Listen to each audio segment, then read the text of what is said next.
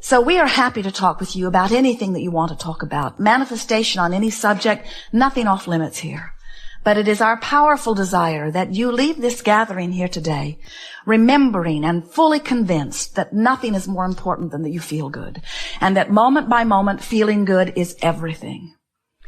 You can have arthritic hips which give you pain, and you can feel hopeful, or you can have arthritic hips that give you pain and you can feel worried. And the emotional difference will make the difference about your recovery. You can have a bankruptcy looming and feel hopeful, or you can have a bankruptcy looming and feel desperate. And the emotional journey that you are upon will cause the outcome. We want you to realize that you have these two concurrent streams running all of the time. There is the stream of the action that I am observing. There is the stream of the manifestation that I'm observing. And then there's my connection to the stream. And the way you feel, the emotional journey, so to speak, speaks to your connection to the stream. When you make your journey about what's manifested, so you insist, of course I'm worried because these are the facts that I'm observing. Now on this action journey, you have no latitude. You have no leeway. There's nothing that you can do other than continue to create more of whatever it is that you are giving your undivided attention to. Where if you will make your journey an emotional journey, where you say, oh yeah, I've got arthritis in my hips, and never mind how that got here. But I'm hopeful that it will feel better, and I'm anticipating discovering the process that will make that so. And I believe that it will come to me. And even though I haven't figured it out yet, I hope and anticipate that it will be there. Under that vibrational difference, rather than, oh yeah, runs in our family. Grandma had it. Mom had it. The doctors are telling me I've got it. They checked my DNA and told me that if I'd asked them, they would have told me a long time ago I was going to get it. And, you know, it's one of those things that once you get it, you've got it. Not much can be done about it. You just sort of have to learn to live with it. We say, oh, that's a very different vibration going on within you. That's causing you misalignment with the energy stream. That pessimistic attitude, while fact-based, is keeping your signal into that puny little place where even though the stream of well-being is surrounding you and enveloping you, you got a whole different thing going on here. You're not logging on to well-being. You're logging on to the reality that hasn't got anything to do with you. So what we're wanting you to hear is it does not matter where you stand. You can get to wherever you want to be from wherever you are.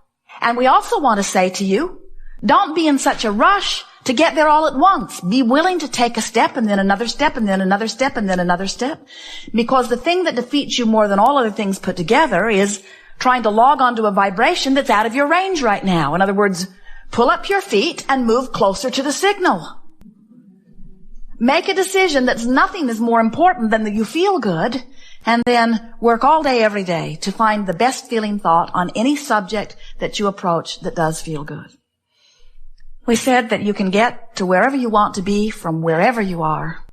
And we want to say to you something here that is more meaningful than all other things that we will say to you put together all day long. So, oh, never mind. Oh, you want to hear it, don't you?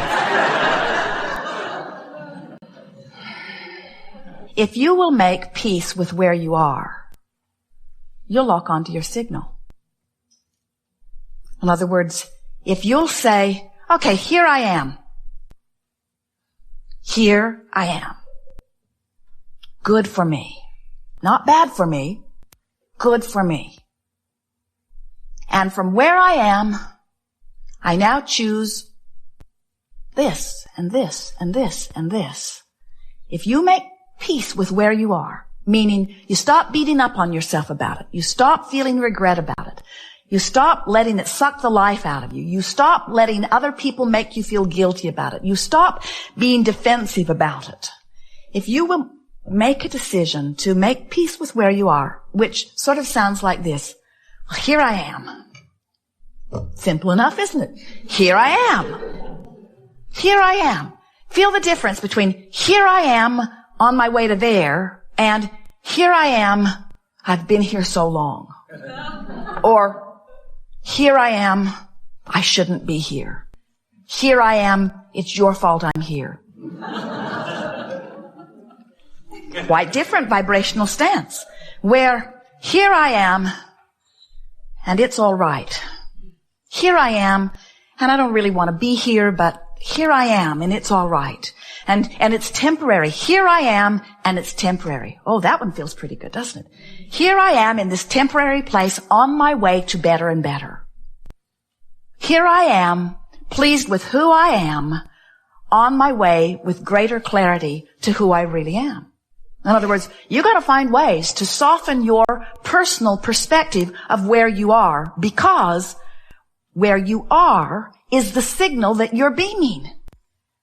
And you got to log on to the signal. You got to find a way of linking up with this source energy. When you don't, you're off the signal. Source energy believes that well-being should be yours. When you don't, you're off the signal. Source energy adores you. Source energy knows about your well-being. Source energy expects good things to come to you. And when you don't, you're off the signal, you see. So that's our best sales job yet. Nothing is more important than that you feel good, because the way you feel is your indication of your signal. So the signal has a couple of components. How much of it am I asking for by the power of my desire? And how much in alignment with that signal am I? In other words, I want it and believe it. I'm right on beam. I want it and I doubt it. Resistance. It's not coming, at least not now. I want it means it's always there for you. I want it means the signal is always available, but the allowing part is the part you tweak into place by reaching for the thoughts that feel good to you. And you can feel when you click into alignment. Someone was asking us a question the other day about whether they should hire someone or whether they should not. And they were sort of going back and forth about whether it was a good idea. There were aspects of it that felt good and some aspects of it that did not feel so good. And as we listened, we said, pay attention to which way you're leaning. Well, there was no question which way they were leaning. They could really feel that they were leaning toward making the decision to say yes. And then we said, now you have made that decision. Now line up with the decision. Line up with the decision. And so we offered a whole stream of things that we thought were very reasonable components that made them easily line up with the decision. And then we said, now, your energy is in place. Now, never again go back and question that decision. Don't go back and put it back on the table where you're weighing the pros and the cons anymore. Don't shoot yourself in the foot about this decision. You've lined up with a decision. Let that decision be your decision. And you say, oh, I know people like that. They're stubborn. And we say, yes, they are. They are determined, you say. Ooh, determined. What does that mean? Determined. Cannot deter my mind? Is that what determined means? Is that the root of it? In other words, I'm determined. I've decided. I'm in alignment with, you see. Once you come into alignment with something, nobody else's opinion has anything to do with anything, because the only thing that matters is your relationship between you and the stream, between the desire that you have fashioned and the signal that you are outputting moment by moment. So when you are having trouble making your mind up about something, figure out which way you lean. In most cases, it doesn't really matter a rip. You could go with almost anyone and live happily ever after. Well, we understand that you have reasons for your pickiness, but you know which way you're leaning. And so lean that way and then line up with it and then watch what happens. And continue to say to yourself, I am temporarily standing everywhere that I'm standing. So when I get there, since I can't get it wrong and I never get it done, and the reason that I can't get it wrong is because I never get it done. In other words, you can't get it done. You're going to continually have a whole new other barrage of input that's going to cause you to launch another rocket of desire. You constantly amend your desires. And source energy constantly keeps up with the amendments. So, are we convincing you yet that your work, your only work, is to line up with what you think you want? So why don't you do that? Why doesn't everyone? Why is that not easy for you to hear? We'll tell you. It's because the questions we ask are always the easiest to answer. We know the answer before we ask the question. But then we know the answer before you ask the question too. So. The reason that more don't know that is because you're not sure that you have the right or the wisdom to choose. You think somebody else has made the list and that you've got to conform to the list. And what you didn't factor in is they made that list about what you should do so that they'd feel better. And it's time for you to make your list about what you should do so that you can feel better. You are an extension of that which is source. Some call it God. Some call it energy. Some call it consciousness. It does not matter what you call it. You will never be apart from it. It will always flow to you and through you. But you have powerful control about how much of it you let in any moment in time and how much of it you deprive yourself of. And when you let it in, you thrive. When you let it in, you're clear-minded, you're sure-footed, you feel good, life is wonderful, you breathe deeply, everything feels good.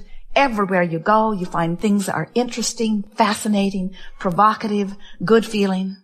And when you are not allowing your connection to the stream, you feel defensive, you feel afraid, you feel unsure, you feel unworthy, you feel anger, you feel depressed, you feel overwhelmed, you feel frustrated. There's a myriad of emotions all up and down this emotional scale. This glorious guidance system within you, letting you know in every moment how well connected to your link spot in the sky you are. It is our powerful desire that when you leave this gathering today, you never again question your value or your worthiness, and that you let your questioning be about, what do I prefer, this or this? Would I rather love this person or hate this person? Let's see which feels best to me. Esther came to an astonishing and startling revelation about herself not long ago when she found herself on the opposite end of a decision. She thought one way and Jerry thought another way about something not very important. It was the methodology for hooking up the tow car to the monster bus.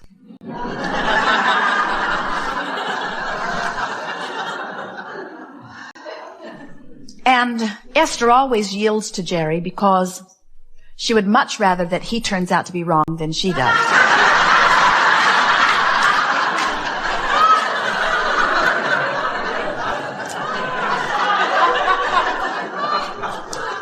And as she was walking the length of the rig, about 67 feet, as she was walking to get back into the driver's seat of the monster bus, to pull it forward, to make sure that everything had locked in just right, she heard herself think and laughed and nearly fell over as she got into the coach as she heard her own thought. She thought, I hope it doesn't go well.